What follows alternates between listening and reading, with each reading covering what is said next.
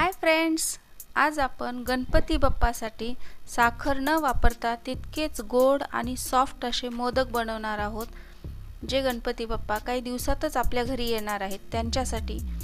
तर मी इथे 2 वाटी पोहे घेतलेले आहेत आणि 1 वाटी गूळ घेतलेला आहे। तर हे पोहे रेग्युलर पोहे आहेत, जे आपण कांदा पोह्यासाठी वापरतो तेच पोहे आहेत।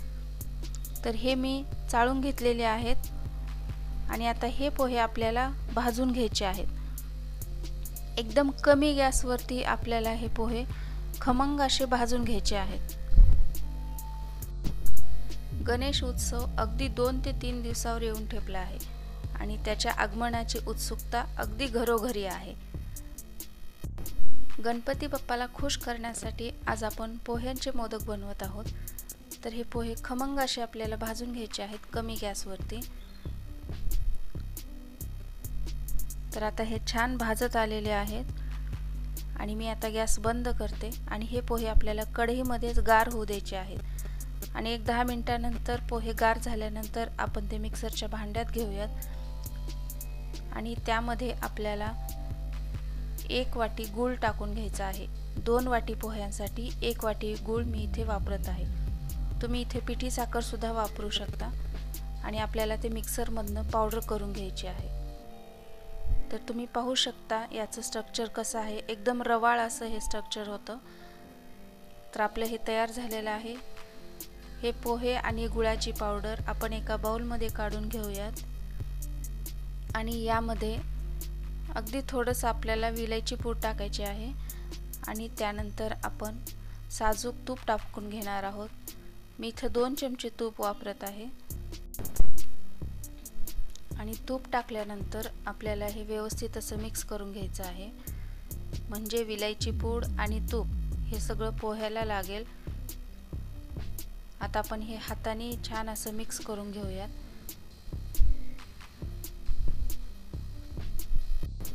जर तुम्हाला तूप जास्त आवडत असेल तर तुम्ही एखादा चमचा आणखीन यामध्ये ॲड करू शकता। हे सगळं व्यवस्थित मिक्स केल्यानंतर आपण यामध्ये थोडासा दुधाचा वापर करणार आहोत। मी इथं 2 चमचे दूध घेतलेला आहे आणि दूध टाकल्यानंतर परत एकदा आपण व्यवस्थित असं हे मिक्स करून घेऊयात।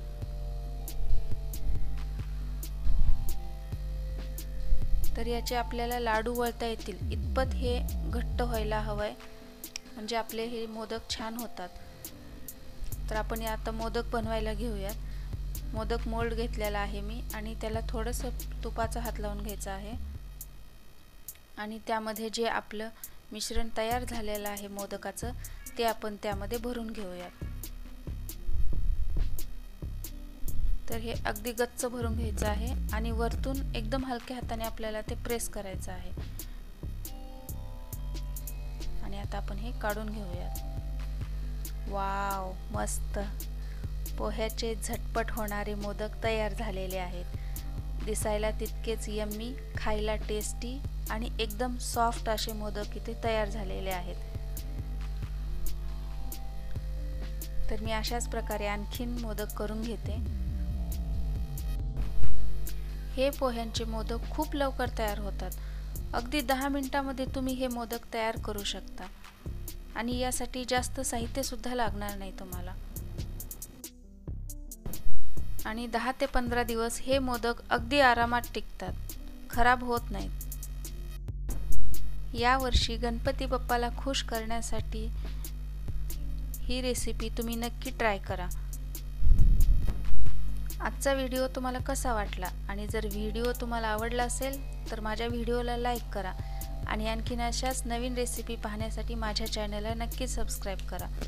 भेटूया पुढच्या व्हिडिओमध्ये आणखीन एखादी छानशी रेसिपी घेऊन। तोपर्यंत बाय बाय।